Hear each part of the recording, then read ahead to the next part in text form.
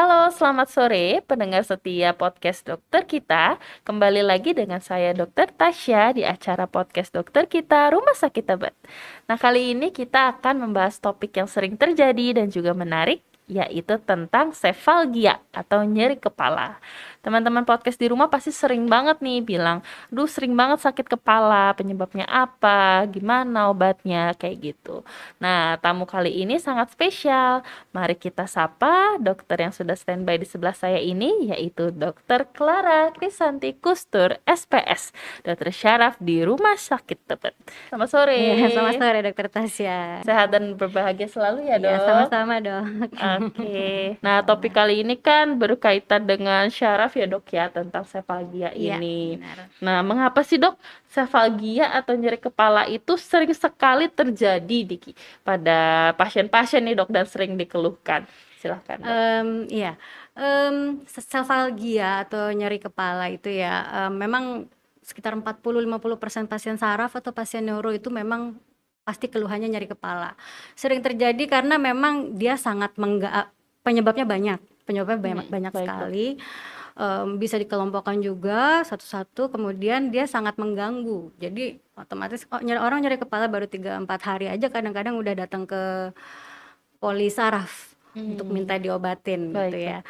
Mmm, jadi memang secara statistik juga paling banyak pasiennya ya sefalgia gitu atau nyeri kepala atau Mm-mm. pusing mereka ngomongnya Baik, ya, Dok. gitu ya.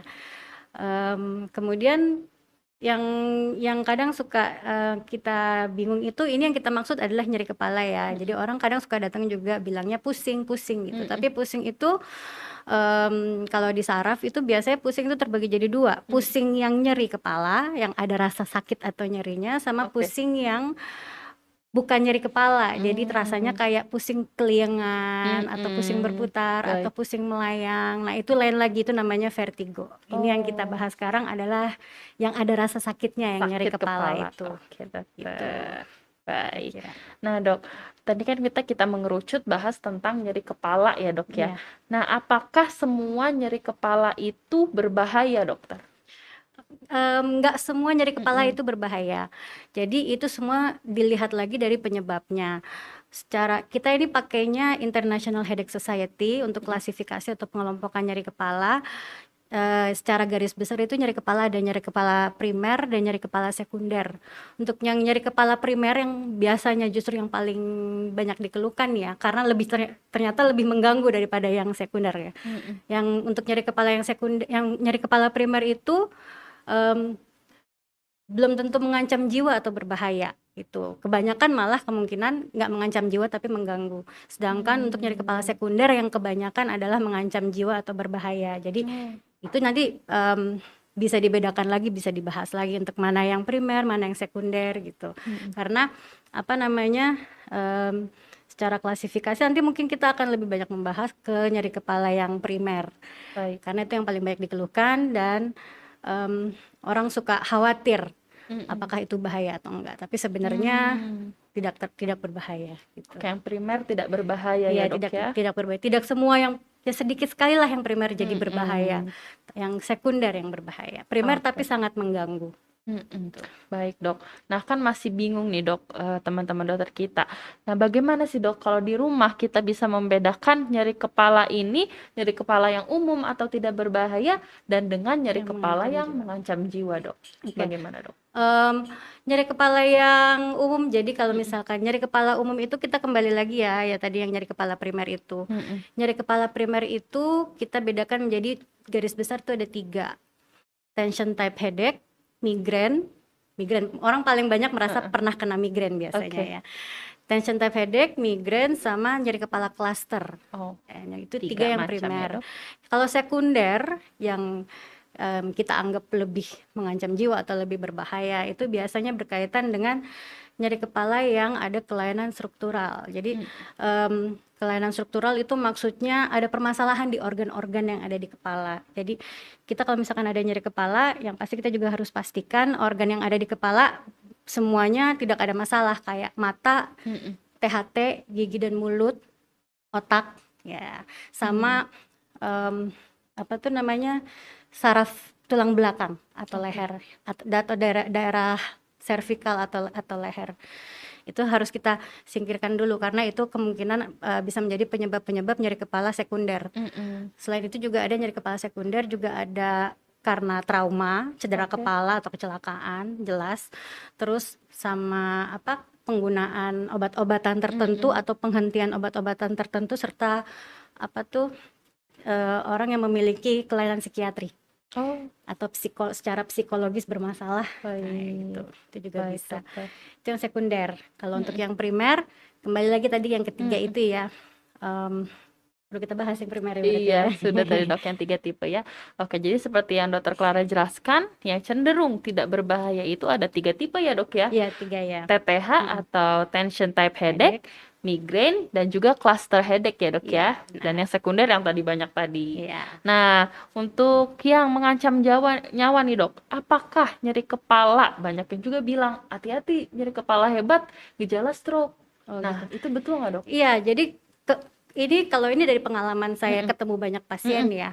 Mereka mengeluh nyari kepala yang ternyata kebanyakan tergolong di primer, tapi mereka memang ketakutan bahwa ini adalah apa saya kena gejala stroke, padahal Mm-mm. mungkin umurnya masih 20 Iya, atau masih 16 gitu ya, tapi iya dokter. udah ngomong takut-takut begitu. Jadi pada dasarnya kita mesti tahu definisi stroke juga ya. Mm-mm. Stroke itu gangguan pembuluh darah yang terjadi di otak.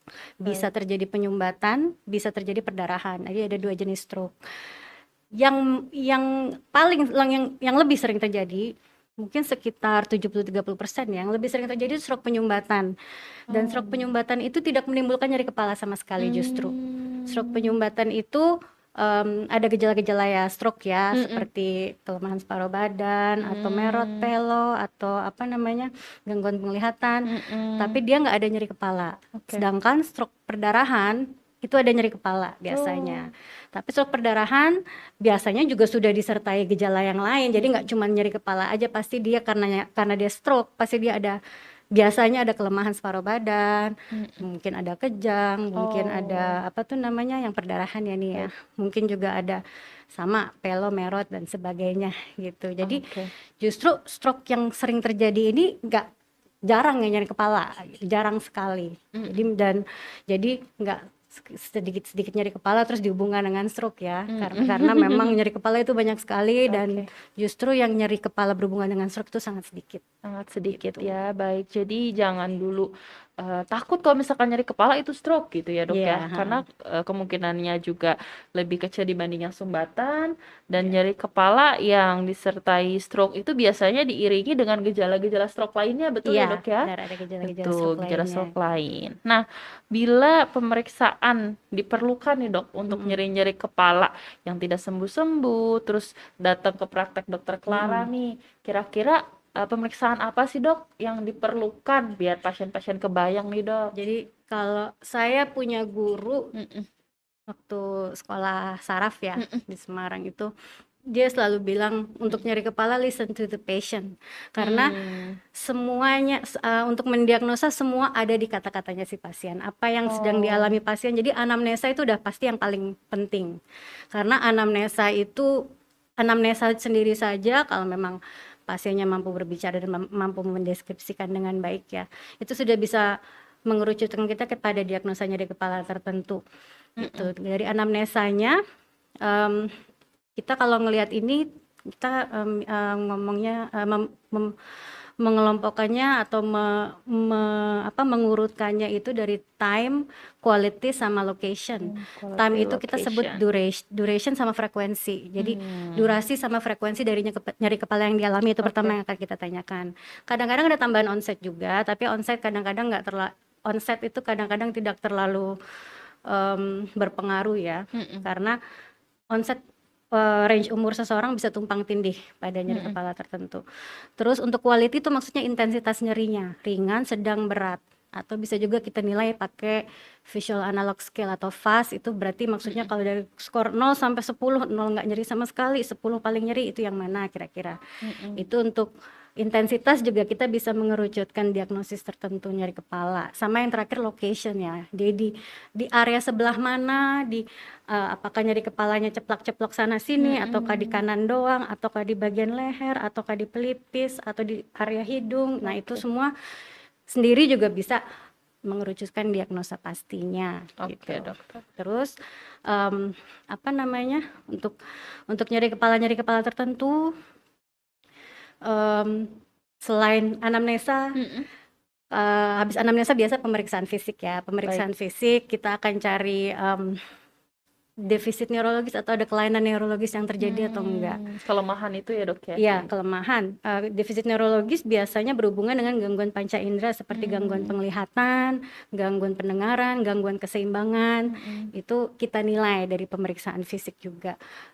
Terus apa namanya, pemeriksaan penunjang yang terakhir. Jadi dari itu apa namanya, anamnesa, pemeriksaan fisik, pemeriksaan penunjang. Biasanya untuk nyeri kepala kita jarang pemeriksaan lab darah, jarang ya, karena kadang-kadang nggak berhubungan. Kecuali kalau misalkan ada hubungannya dengan infeksi, itu yang sekunder. Tapi sebelum itu untuk pemeriksaan penunjang biasanya kita akan melakukan untuk nyeri kepala primer ya, yang untuk migrain. Ya, migrain itu untuk patofisiologinya atau penyebabnya itu dia agak berkaitan dengan epilepsi. Jadi karena ada gangguan pelistrikan, kemudian pada migrain dia terjadi vasospasme pembuluh darah, tapi pembuluh darah di permukaan ya, bukan pembuluh darah otak. Epilepsi juga dia karena ada gangguan pelistrikan juga, tapi terjadinya pada otak gitu ya. Jadi untuk gangguan pelistrikan ini dia bisa diperiksa atau dideteksi dengan pemeriksaan EEG atau elektroensefalografi.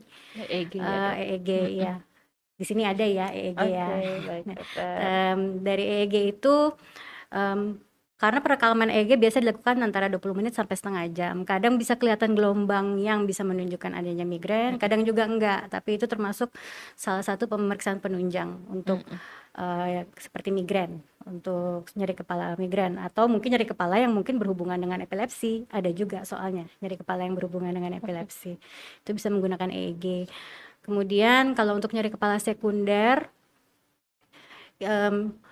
pastinya CT scan ya, CT scan otak. CT scan otak itu mencangkup apa tuh namanya, tulang kraniumnya, tulang kepalanya sama otaknya. Jadi kalau itu bisa juga mencangkup bagian hidung. Jadi untuk kalau misalkan orang punya sinusitis atau misalkan permasalahan di rongga mata, itu di CT scan juga bisa kelihatan. Itu untuk nyeri kepala sekunder biasanya yang ada kelainan struktural. Misalkan untuk kecelakaan biasanya kalau di sini kita langsung lakukan CT scan. Kalau memang dicurigai ada trauma kepala, kita pasti akan langsung CT scan. Kemudian nyeri kepala yang juga disertai sama tadi seperti yang saya bilang ya, defisit neurologis atau ada gangguan panca indera, itu akan kita CT scan juga pasti. Ada gangguan THT mata, hidung, THT mata, itu kita CT scan juga. Kemungkinan besar kita akan temukan juga. Selain kita juga mungkin konsulkan ke dokter yang berkaitan ya, THT atau mata gitu. Jadi di sini kita bisa melakukan EEG dan CT scan untuk pemeriksaan penunjang lebih lanjut lagi. Gitu. Biasanya sih yang sudah jelas nyeri kepala sekunder sih pasti kita akan lakukan pemeriksaan lebih lanjut seperti itu ya penunjangnya ya. Gitu. Jadi di kita bisa 2 pemeriksaan ya, Dok ya, terkait sakit yang kepala. Terkait sakit kepala itu bisa dilakukan pemeriksaan EEG, elektroensefalografi, dan juga CT scan kepala ya, Dok? Iya, benar. Oke, dokter. Nah, kita kan tadi udah tahu ya, Dok, kalau misalkan pasien ada keluhan sefalgia atau nyeri kepala, dia akan datang ke periksa dokter di anamnesa, konsultasi, pemeriksaan fisik, dan bila diperlukan pemeriksaan penunjang, EEG dan CT scan yang bisa dilakukan di RS Tebet. Nah, tapi bagaimana sih, Dok, setelah itu ditemukan penyebabnya apa, tata laksana selanjutnya nih, Dok? Ya, tata laksana akan selalu tergantung dari penyebab ya, akan selalu berkaitan dengan penyebab. Tata laksana itu yang sekarang kita lihat dari nyeri kepala yang paling umum aja, kita lihat dulu dari nyeri kepala yang paling umum terjadi yang saya temukan selama ini itu biasanya tension type headache. Oke. TTH itu kemungkinan 70%, 80% orang Jakarta pasti pernah merasakan TTH. Itu nyeri kepala tipe tegang. Biasanya nyeri kepalanya itu memang bervariasi, dia terjadinya durasinya antara 30 menit sampai 7 hari. Oke. Jadi bisa berhari-hari terasa ya. Dia tuh intensitasnya atau kualitinya itu ringan sedang. Jadi dia nggak berat, dia ringan sedang.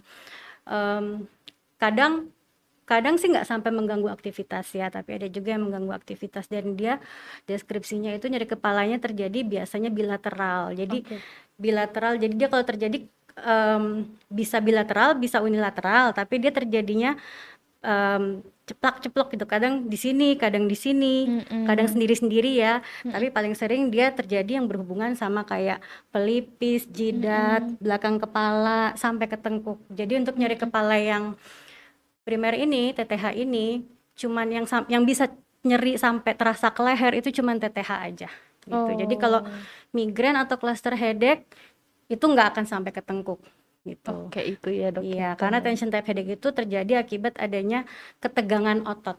Nah, kita sendiri tahu otot ujung rambut sampai ujung kaki semua ini otot gitu ya. Jadi kalau misalkan ada kondisi stres kayak cemas, kecapean, banyak pikiran, kurang tidur, ini sepaneng. Nah, yang namanya sepaneng itu adalah nyeri kepala tipe tegang itu berarti ototnya pada kenceng semua, bisa di mana-mana. Misalkan kita ngelihat screen komputer kelamaan, terus di sini terasanya capek, lelah, itu juga kadang-kadang di pelipis itu juga TTH juga. Sampai ke tengkuk itu TTH, kadang-kadang sampai ke pundak juga. Kalau misalkan TTH-nya didiemin lama. Biasanya sih memang orang punya TTH itu kalau dia beristirahat atau dia minum obat anti nyeri, hilang ya. Karena dia faktor pencetusnya stres. Jadi begitu dia beristirahat, berekreasi, kondisi lagi happy, nyeri kepala ini biasanya nggak dirasain gitu. Nah, bedanya kalau migrain itu dia pasti sebelah. Terus kalau tadi TTH itu rasanya kayak seperti terikat, kenceng, berat. Nah, kalau migrain itu dia pasti berdenyut, nyut karena dia kan ada pembuluh darah di permukaan sini yang vasospasme tuh artinya yang kembang kempis gitu ya. Jadi spasme. Jadi ada rasa berdenyutnya gitu. Dan dia punya durasi itu agak khusus, dia 4 sampai 72 jam, spesifik 4 sampai 72 jam. Iya. Dan itu intensitasnya sedang berat. Jadi lebih berat. Makanya bayangin kalau misalkan sampai selama 3 hari kita kena migrain, kita tidur nggak ngebantu, kita belum minum obat yang pas nggak ngebantu, berarti itu akan bisa menimbulkan mual, fotofobia atau fonofobia. Biasanya migrain kayak begitu. Jadi dia intensitasnya pasti lebih berat. Orang sampai nggak bisa beraktivitas kalau ada migrain. Jadi fotofobi, fonofobi itu kayak lihat cahaya tuh. Jadi kayak kilatan cahaya tuh langsung tambah sakit, tambah berdenyut gitu. Suara juga gitu. Nggak semua orang sih, tapi kalau sampai ada itu kebanyakan berarti migrain. Oke, baik. Gitu. Untuk tata laksananya tadi, yang pasti anti nyeri ya, atau analgesik. Analgesik itu anti nyeri yang paling umum itu paracetamol. Yang kita bisa beli di mana aja, kapan aja, dan paling aman. Dosisnya cukup besar untuk aman ya, maksudnya untuk sampai bisa menyembuhkan nyeri kepala. Gitu. Di atasnya paracetamol, misalkan paracetamol nggak mempan, kadang-kadang orang juga yang masih bisa dibeli bebas juga itu NSAID atau non steroid anti inflammatory drug ya. Jadi itu banyak banget jenisnya, dari ibuprofen, diclofenac, asam fenamat. Suka-suka orang lebih cocok yang mana. Itu analgesik utama ya biasanya ya. Terus yang lebih berat lagi biasanya kayak misalkan intensitas berat itu nyeri kepala primer itu cluster headache ya. Migrain juga yang berat sama cluster headache itu kita pakai golongan ergotamin dan triptan itu biasanya harus pakai resep yang seperti itu. Atau golongan yang lebih berat lagi opioid, anti nyeri itu juga biasa juga harus pakai resep. Atau anti nyeri saraf juga harus pakai resep gitu. Yang itu kalau yang itu sih biasanya orang juga udah berobat ke dokter saraf ya untuk lebih ditelusuri lagi apa namanya nyeri kepala yang mana, obat analgesiknya apa. Biasanya ada tambahan kalau misalkan TTH itu nggak cuma anti nyeri aja tapi ada pelemas ototnya karena dia kan apa tuh namanya penyebabnya ototnya pada tegang nih. Jadi kita lemesin ototnya, otomatis nyerinya akan terbantu untuk berkurang. Itu untuk tata laksana yang mengarah ke nyeri kepala primer ya. Kalau yang untuk nyeri kepala sekunder itu penyebabnya lagi ya tergantung ya. Ada permasalahan di mana, di gigi mulut, THT mata, atau di otak kah, infeksi otak mungkin, atau mungkin apa namanya dia punya epilepsi, atau misalkan dia ternyata stroke perdarahan, yaitu masing-masing pasti ada tata laksananya sendiri. Kalau itu mah udah, kalau nyeri kepala sekunder sih udah next level lebih ya untuk nyeri kepalanya. Mungkin untuk yang di rumah untuk tata laksana seperti nyeri kepala primer ya, yang bisa mereka lakukan itu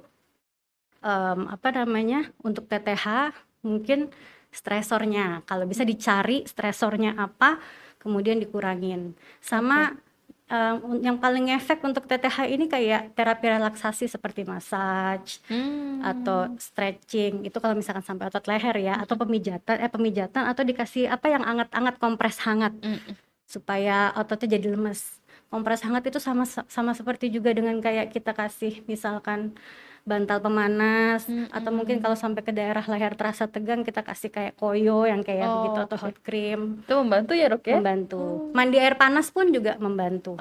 Itu membantu. Kalau untuk migrain, kalau memang dirasakan ternyata kayaknya nih gejala migrain nih seperti yang tadi dirasakan, itu mungkin yang bisa dilakukan sih yang pasti beristirahat di tempat yang lebih redup. Karena kan itu kan ada hubungannya sama sepi, jangan terlalu rame ya, karena itu hubungannya sama fotofobia, fonofobia. Minum obat anti nyeri, karena memang masih ada obat anti nyeri yang masih bisa dibeli bebas. Tapi kalau memang nggak bisa, ya nggak apa-apa ke UGD aja. Gitu. Karena mungkin memang ada obat-obat anti nyeri untuk nyeri kepala seperti migrain sama cluster headache yang harus dokter yang harus meresepkan. Yang untuk di rumah kira-kira begitu tata laksana awal ya dok ya? Iya, tata laksana awal. Baik. Nah, jadi dapat disimpulkan kalau teman-teman podcast dokter kita nih ada sering sakit kepala ya dok ya, sudah minum obat-obat yang bisa dijual bebas seperti paracetamol kok nggak membaik juga. Nah, jangan mendiagnosis sendiri, segera konsultasikan ke polisyaraf untuk mengetahui ya dok, ini sebenarnya nyeri kepalanya ke arah mana. Ditelaah lebih lanjut, konsultasi lebih lanjut, dan bila diperlukan pemeriksaan penunjang untuk mencari tahu penyebab utamanya, itu bisa dilakukan CT scan dan EEG di rumah sakit Tebet. Oke, kalau gitu terima kasih banyak Dokter Clara. Waktu sama-sama. sayang sudah habis nih. Terima kasih atas informasinya, sangat bermanfaat sekali untuk kita semua nih, terutama yang sering sakit kepala ya dok, karena loading kerja lagi tinggi-tingginya nih WFH di rumah. Benar juga. Terima kasih juga untuk kesempatannya ya. Sama-sama dokter, semoga bermanfaat buat kita semua. Dokter Clara sehat selalu. Oke, kali ini kita tutup dulu. Jangan lupa like, subscribe, dan komen di YouTube channel kami, dan jangan lupa follow Instagram Rumah Sakit Tebet. Oke, kalau gitu kita pamit undur diri. Saya Dokter Tasya dengan Dokter Clara. Kita pamit. Sampai jumpa. Sampai jumpa.